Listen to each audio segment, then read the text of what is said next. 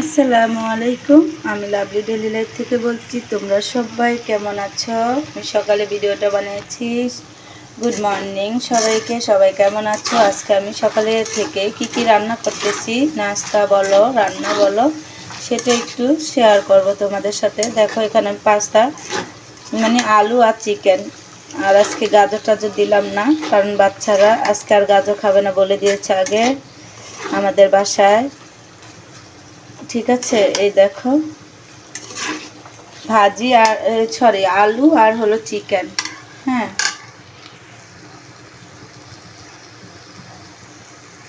দেখো আলুটা চিকেনটা আমি ভালো করে ভেজে নিচ্ছি। এখন এটার মধ্যে আমি একটু হালকা মশলা দিব, আদা রসুন, কারণ পাস্তার মধ্যে যেহেতু আমি চিকেন দিয়েছি, চিকেনটা দেওয়ার কারণে আমি রসুন আর হলো একটু হালকা আদা দিয়ে দেব, কারণ ধনেপাতা না থাকলে আমি জিরার গুঁড়া দিই। দেখো দেখো আমি দিয়েছি আদা রসুন আর একটু হালকা হলুদ দিয়েছি। এটাকে আমি ভালো করে তেলের মধ্যে ভেজে নিব।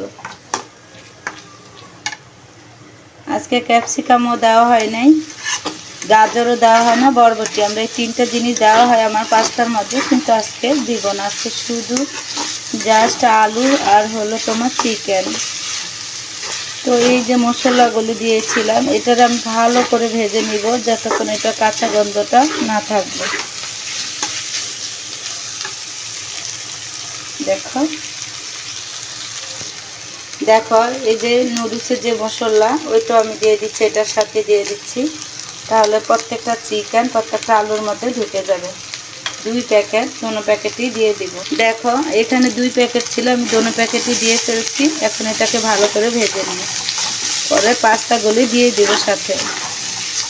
এটা একদম ঘরোয়া স্টাইলে পাস্তাটা রান্না করা, আর কোনো সবজি টবজি মানে কোনো সবজি দেওয়া হয়নি, শুধু জাস্ট আলুটা দেওয়া হয়েছে। এই যে দেখো পাস্তা, আর আমাদের বাসার সবাই নুডলসের থেকে পাস্তাটা বেশি পছন্দ করে, আর হলো নুডলস, কোরিয়ান নুডলসটা খুব পছন্দ করে। এই দেখো আমি সবগুলি দিয়ে ফেললাম, এটাকে ভালো করে লাড়বো। দেখো আমি পাস্তাগুলো নেড়ে নিচ্ছি।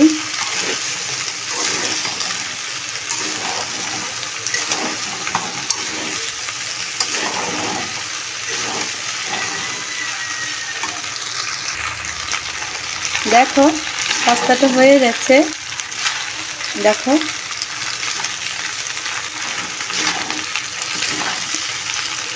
পাস্তাতে চিকেনই দেওয়া হয়েছে বেশি। দেখো না কালারটা কত সুন্দর দেখা যাচ্ছে।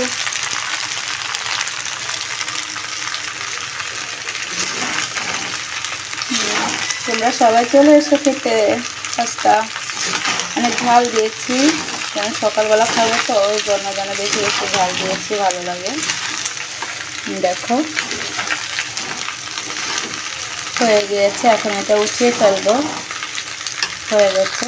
দেখো তোমাদের তো সকালে নাস্তাটা দেখালাম পাস্তা, তো পাস্তা তো হয়ে গেছে। এখন আমি এটার মধ্যে এই যে দেখো মাছগুলি মেখে রাখা হয়েছে, এগুলি ভেজে নেব, কারণ আজকে মাছ দিয়ে টমেটো ভুনা করা হবে। আর মাছটা কেউ খেতে চায় না আমাদের বাসায়, বেশিরভাগ মাছ খুব কম খাওয়া হয়। আচ্ছা এগুলি হতে থাকো।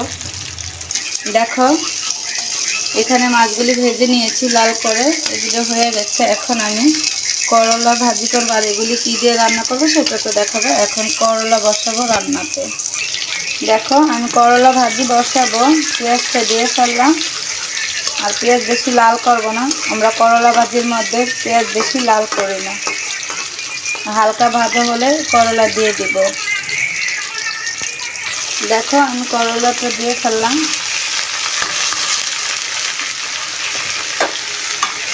আর আমাদের বাসায় করলার মধ্যে হলুদ দেওয়া যায় না, দিল হালকা যেন বোঝা না জানে, এই যে সবুজটা, এই সবুজ কালারটা যেন থাকে, এই জন্য।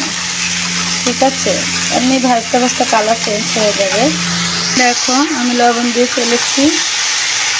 লবণটার সাথে সাথে দিয়ে ফেলার কারণ হলো যেন এই যে গ্রিন সবুজ এই কালারটা নষ্ট হয়, মানে নষ্ট না হয়, কারণ লবণ আগে দিয়ে ফেললে ভালো, তাহলে এটা কালারটা নষ্ট হয় না, সবুজ কালারই থাকে। অনেকে দেখা যাচ্ছে বাছতে গেলে করলা কেমন জানি মানে হলুদ হলুদ করে ফেলে। এই করলা আমাদের বাসা কেউ খেতে চায় না এইভাবে, আর একটার সাথে একটা করলা লাগতেও পারবে না। এরকম শুধু তেলের মধ্যে ভাজবো করলাটা, দেখো যেমন আছে তেমনই থাকবে।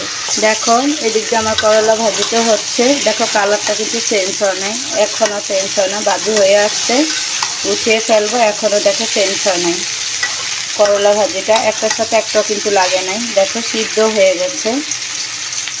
আর এই দেখো এখান দিয়ে আমি যে মাছগুলো ভেজেছিলাম ওই মাছগুলো কী দিয়ে রান্না করবো সেটাও দেখাচ্ছি। দেখো আমি পেঁয়াজগুলো ভাজা হয়ে গেছে, এখন এটার মধ্যে আমি মশলা দিব।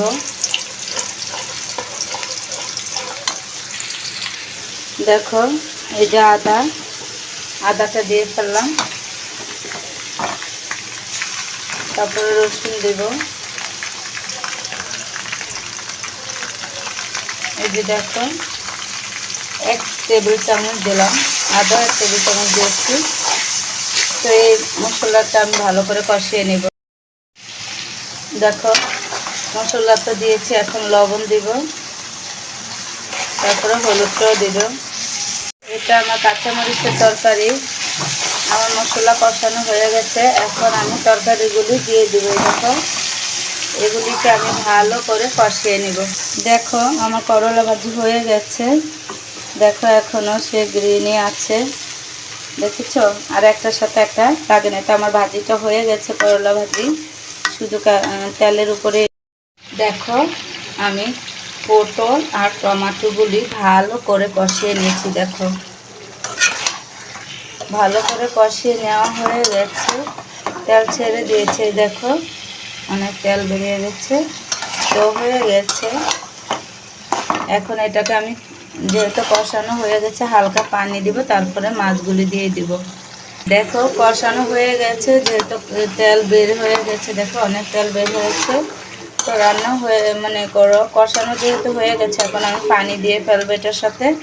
দেখো আমি পানি দিয়ে ফেলেছি, বেশি দেই নাই, যেহেতু সব কিছুই নরম হয়ে গেছে। এখন আমি মাছগুলি দিয়ে ফেলবো, মাছটা দিয়ে ফেলবো। দেখো যে মাছগুলি লাল করে ভেজে নেওয়া হয়ে গেছে, ওগুলি এখানে দিয়ে দিব।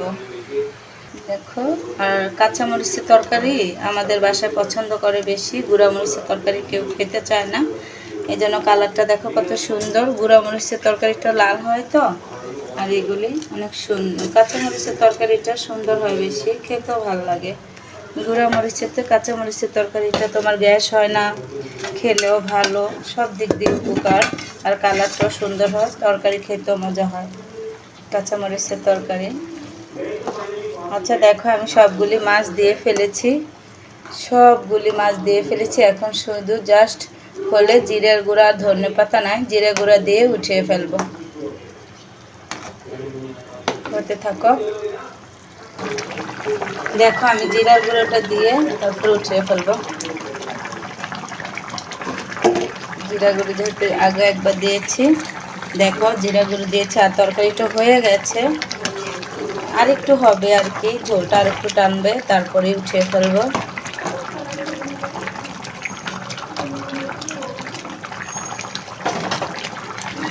দেখো তরকারিটা হয়ে গেছে, কালারটা কেমন হয়েছে বলবা, তরকারিটা রান্নাটা কেমন হয়েছে বলবা। আর তোমরা সবাই আমার ভিডিওগুলি দেখবে, বেশি বেশি করে লং ভিডিও দেখো, আমি তোমাদের লং ভিডিও দেখে দিব। সবাই আমার ভিডিওগুলি দেখে সাপোর্ট করবা। সবাই ভালো থাকবা, সুস্থ থাকবা, আল্লাহ হাফেজ, বাই। দেখো